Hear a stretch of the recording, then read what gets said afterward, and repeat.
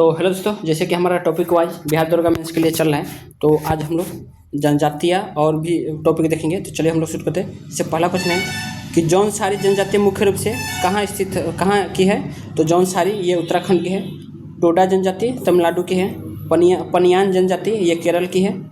पनियान केरल की। चेचू जनजाति आंध्र प्रदेश की है। संथाल ये आपका झारखंड की है। भील ये राजस्थान और मध्य प्रदेश और गुजरात में भी बड़ी आबादी में पाई जाती है। ठीक है, तो ये यहाँ पे हो जाएगा।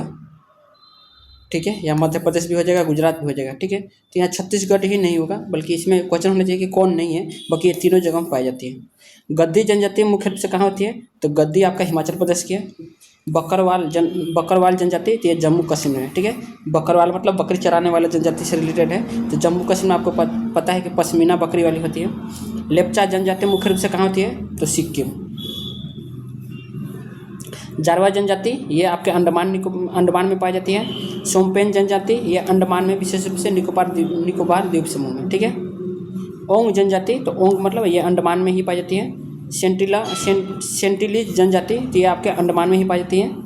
मालमिस जनजाति तो मालमिस लक्षद्वीप में पाई जाती है। डफला जनजाति ये अरुणाचल प्रदेश में बहुत ही पूछता है। सांसी जनजाति ये राजस्थान में है।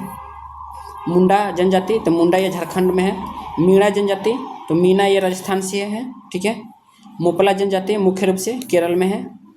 मोपला जनजाति ये केरल में। ठीक है, कोकना जनजाति तो कोकना ये दादर एवं नागर हवेली से। कोकना जनजाति दादर एवं नागर हवेली, कोकना जनजाति। सर्वाधिक जनजाति मुख्य रूप से कहाँ पाई जाती है। तो मध्य प्रदेश जनसंख्या की दृष्टि से। सर्वाधिक जनजाति मुख्य रूप से कहाँ पाई जाती है। तो मध्य प्रदेश जनसंख्या की दृष्टि से। गरसिया जनजाति मुख्य रूप से कहाँ की है। तो गरसिया आपकी राजस्थान से है। ठीक है, सहरिया जनजाति मुख्य रूप से कहाँ की है। तो सहरिया गुजरात में, राजस्थान से है। सहरिया राजस्थान से है। ठीक है, थारू जनजाति यूपी में, उत्तर प्रदेश, उत्तराखंड और ये बिहार में भी पाया जाता है, बिहार के चंपारण जिला में। ठीक है, लुसाई जनजाति मुख्य रूप से कहाँ होती है। तो लुसाई ये आपके मिजोरम में आ जाएगी। ठीक है, अब आते हैं हम लोग मरुस्थल के बारे में पढ़ते हैं।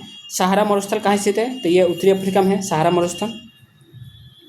ग्रेट विक्टोरिया मरुस्थल कहाँ है। तो ये आपका ऑस्ट्रेलिया में है। इनमें से कौन सा मरुस्थल ऑस्ट्रेलिया में स्थित नहीं है। तो अटाकामा ये दक्षिणी अमेरिका में है। ठीक है, सिम्पसन गिब्सन ग्रेट सैंडी ये सब ऑस्ट्रेलिया में आते हैं। ठीक है, रब अल खली मरुस्थल कहाँ है। तो ये सऊदी अरब में है। अहमद मरुस्थल कहाँ है। तो सऊदी अरब में है। ठीक, गोबी मरुस्थल ये मंगोलिया में है। गोबी मरुस्थल ये मंगोलिया तथा चीन दोनों में आ जाता है। ठीक है, कालाहारी मरुस्थल ये बोत्सवाना में है। टकला मकान तो ये चीन में है। सोनोरेन मरुस्थल तो मैक्सिको में है, सोनेरेन। ठीक है, नामीब मरुस्थल तो नामीबिया में है। काराकुम मरुस्थल तो ये काराकुम ये तुर्कमेनिस्तान में है। थार मरुस्थल ये भारत में है, भारत और पाकिस्तान दोनों में आ जाता है। अटाकामा ये आपका अभी तो जस्ट हमने देखा ना, तो चिली में भी आ जाता है। ठीक है, दस्त ए लूट मरुस्थल स्थित है। तो दस्त ए लूट यहाँ ईरान में है। ये पूछ सकता है क्योंकि ईरान में भी युद्ध चला है, तो पूछ सकता है। तो दस्त ए लूट मरुस्थल ईरान में है। दस्त ए कबीर मरुस्थल तो ये भी ईरान में है। सियरा नेवादा मरुस्थल कहाँ है। तो अमेरिका में है।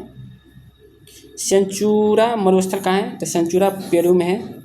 पेंटोगोनिया मरुस्थल कहाँ है। तो अर्जेंटीना में है। कुछ इंपॉर्टेंट टॉपिक है। तो विश्व का सबसे बड़ा ठंडा मरुस्थल कौन है। तो अंटार्कटिका है। और विश्व का दूसरा सबसे बड़ा ठंडा मरुस्थल तो आर्कटिक है। और विश्व का सबसे गर्म तो ये सहारा है। ठीक है, तो अब हम लोग बिहार दुर्गा के लिए मेन टॉपिक यहाँ से अक्सर क्वेश्चन आता है देखने को, तो ये देख लेना। एल नीनो क्या है। तो गर्म जलधारा है। एल नीनो जलधारा उत्पन्न होती है कहाँ से। तो पेरू के तट पर, दक्षिण अमेरिका में। एल नीनो के संदर्भ में कौन सा कथन सही नहीं है। तो ये पेरू के तट पर उत्पन्न होती है, बिल्कुल सही है। गर्म जलधारा बिल्कुल सही है। इसके आने से मछलियों के भोजन में वृद्धि होती है, गलत, क्योंकि गर्म पानी के कारण पलवा कम हो जाते, कमी होती है। ठीक है, तो ये गलत है, सी वाला। एल नीनो के संदर्भ में कौन सा कथन गलत है। तो एल नीनो एक ठंडी जलधारा होगी, जबकि ये क्या है, गर्म जलधारा है। ठीक है, तो ये गलत हो गया। एल नीनो के संदर्भ में कौन सा कथन गलत है। तो एल नीनो के प्रभाव से भारत में अधिक वर्षा होती है, गलत। एल नीनो के प्रभाव से कम वर्षा होती है। ठीक, लाल नीनो ठंडी जलधारा है। हाँ, एल नीनो का उल्टा लाल नीनो होता है, इतना जान लीजिएगा। लाल नीनो के संदर्भ में कौन सा कथन गलत है। तो इसके प्रभाव से मछलियों की संख्या में कमी। देखिए, एल नीनो में कम होती है लेकिन इसमें बढ़ता है। तो लाल नीनो और एल नीनो एक दूसरे को उल्टा होता है, तो ये आपका डी आंसर हो जाएगा। ला नीना के संदर्भ में कौन सा कथन सही है। तो ये विषुवत रेखा से ध्रुव की ओर चलती है, विषुवत रेखा से ध्रुव की ओर चलती है ला नीनो। तो यहाँ पे थोड़ा हमको एल नीनो ला नीनो, यह विषुवत रेखा से ध्रुव की ओर चलती है, सही है, ठीक है। एल नीनो के संदर्भ में कौन सा कथन गलत है? तो एल नीनो के प्रभाव से समुद्र में तापमान कम हो जाता है, गलत। एल नीनो से तापमान बढ़ जाता है, ठीक है, तो डी गलत हो जाएगा। फिर एक चीज़ देखते हैं इसके बारे में, विशेषता के बारे में देख लें। तो विशेषता प्रकृति कैसी है? तो ये गर्म जलदार है एल नीनो, और ये ला नीनो ठंडी है। अर्थ क्या है? तो ये छोटा बच्चा समझिए और ये छोटी बच्ची समझिए। ये लड़का अगर समझते चाइल्ड क्राइस्ट है तो ये लिटिल गर्ल है, ठीक है। भारतीय मानसून पर प्रभाव तो नकारात्मक होता है, जबकि ला नीनो से सकारात्मक होता है। भारतीय राष्ट्रीय उद्यान, चलिए अब इतना ही, अगर भारतीय राष्ट्रीय उद्यान अगला क्लास में देख लेंगे। तो आज के लिए बस इतना ही।